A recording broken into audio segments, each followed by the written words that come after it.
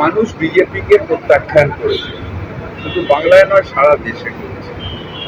তাই বিজেপি যতই লাফাক, নিট ফল শূন্য। সবে শুরু হয়েছে, এরপরে দেখবেন যত নির্বাচন আসছে, কিছুদিন বাদেই মহারাষ্ট্রে নির্বাচন আছে, হরিয়ানায় আছে, সব জায়গায় দেখবেন বিজেপি শূন্য পাবে। আরো গভর্নমেন্ট ক্রাইসিসে পড়বে। মমতা ব্যানার্জি যেটা বলেছেন যে আলটিমেটলি ইন্ডিয়া সরকার, সরকারের কি টিকে থাকার সম্ভাবনা, এদের মেয়াদ খুব কম, নতুন নতুন একটুখানি অ্যাডভান্টেজ আছে, তাই লাফালাফি বেশি, কিন্তু আলটিমেটলি মানুষ প্রত্যাখ্যান করেছে। আচ্ছা, প্রধানমন্ত্রী শপথ টেম্পোরারি শপথ।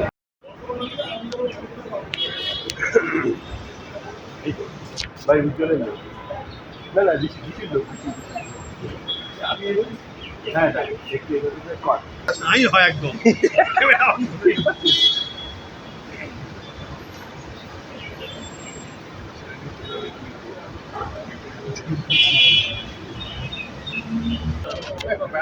হ্যাঁ না আপনি বেড়াতে যাবেন, একটু এদিকে চলে আসুন, চলো চলো চলো বেরিয়ে গেছে। বিজেপি নেতাদের মধ্যে তো বিরাট ফল, নিজেদের নেতাদের নিজেদের মধ্যে নিজেরা বলছে এখানে দাঁড়ালে জিততে পারবে। নির্বাচনের আগে এখন সমস্যা হচ্ছে যে মানুষের সাথে যোগাযোগ না থাকলে নির্বাচন জেতা যায় না। ভোট আলটিমেটলি মানুষ দেয়, এবং মানুষ বিজেপিকে প্রত্যাখ্যান করেছে, শুধু বাংলায় নয় সারা দেশে করেছে। তাই বিজেপি যতই লাফাক, নিট ফল শূন্য। সবে শুরু হয়েছে, এরপরে দেখবেন যত নির্বাচন আসছে, কিছুদিন বাদেই মহারাষ্ট্রে নির্বাচন আছে, হরিয়ানায় আছে, সব জায়গায় দেখবেন বিজেপি শূন্য পাবে। আরো গভর্নমেন্ট ক্রাইসিসে পড়বে। মমতা ব্যানার্জি যেটা বলেছেন যে আলটিমেটলি ইন্ডিয়া সরকার, সরকারের কি টিকে থাকার সম্ভাবনা, এদের মেয়াদ খুব কম, নতুন নতুন একটুখানি অ্যাডভান্টেজ আছে, তাই লাফালাফি বেশি, কিন্তু আলটিমেটলি মানুষ প্রত্যাখ্যান করেছে। আচ্ছা, প্রধানমন্ত্রী শপথ টেম্পোরারি শপথ। রবিবার সন্ধ্যায় প্রধানমন্ত্রী নরেন্দ্র মোদীর শপথ গ্রহণ অনুষ্ঠান দিল্লিতে।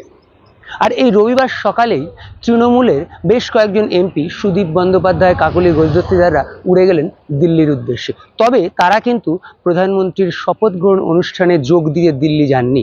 সুদীপ বন্দ্যোপাধ্যায় যাওয়ার আগে যেটা জানালেন যে তারা এমপি এবং তাদের রেজিস্ট্রেশন করতে হয়, এবং সেই রেজিস্ট্রেশনের ডেট রয়েছে 5 থেকে 9 তারিখ পর্যন্ত, অর্থাৎ রোববারই এই রেজিস্ট্রেশনের শেষ তারিখ, এবং সেই জন্যই কিন্তু তিনি রেজিস্ট্রেশন করতেই দিল্লি যাচ্ছেন। এবং সেই একই কারণে কিন্তু কাকলি ঘোষ দস্তিদার বা অন্যরাও কিন্তু দিল্লির উদ্দেশ্যে রওনা দিয়েছেন। তবে যেহেতু দলীয় সিদ্ধান্ত, তাই সুদীপ বন্দ্যোপাধ্যায় কিন্তু যাওয়ার আগেই জানিয়ে যান যে তারা এই যে প্রধানমন্ত্রীর শপথ গ্রহণ অনুষ্ঠান, সেখানে কিন্তু অংশ নেবেন না বা সেখানে যোগ দেবেন না। যদিও কাকলি ঘোষ দস্তিদার সংবাদ মাধ্যমকে এ বিষয়ে কোনো কথা বলতে চাননি, তিনি এটুকুনি জানিয়েছেন যে তিনি যাচ্ছেন এবং সেখানে যে এই রেজিস্ট্রেশন পদ্ধতি প্রক্রিয়া, সেই প্রক্রিয়া সম্পন্ন করতে। এর পাশাপাশি কিন্তু এদিন সকালবেলায় কলকাতা বিমানবন্দর থেকে ব্যক্তিগত কারণে, ব্যক্তিগত প্রয়োজনে ঘুরতে যাওয়ার কথা বা ঘুরতে গেলেন কলকাতার মেয়র ফিরহাদ হাকিম। এবং যাওয়ার সময় তিনি কিন্তু বলে গেলেন, এই যে নরেন্দ্র মোদীর সরকার, এই যে নতুন সরকার তৈরি হচ্ছে, তা কিন্তু ক্ষণস্থায়ী সরকার, বা সেই সরকার কিন্তু বেশি দিন টিকবে না।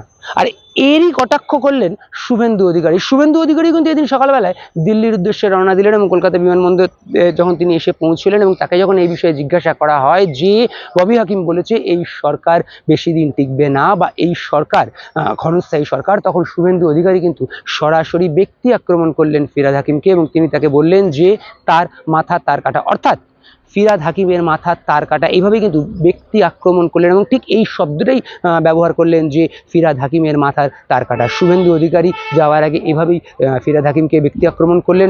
ফিরহাদ হাকিম যাওয়ার আগে বলে গেলেন যে এই সরকার ক্ষণস্থায়ী সরকার, এই সরকার টিকবে না।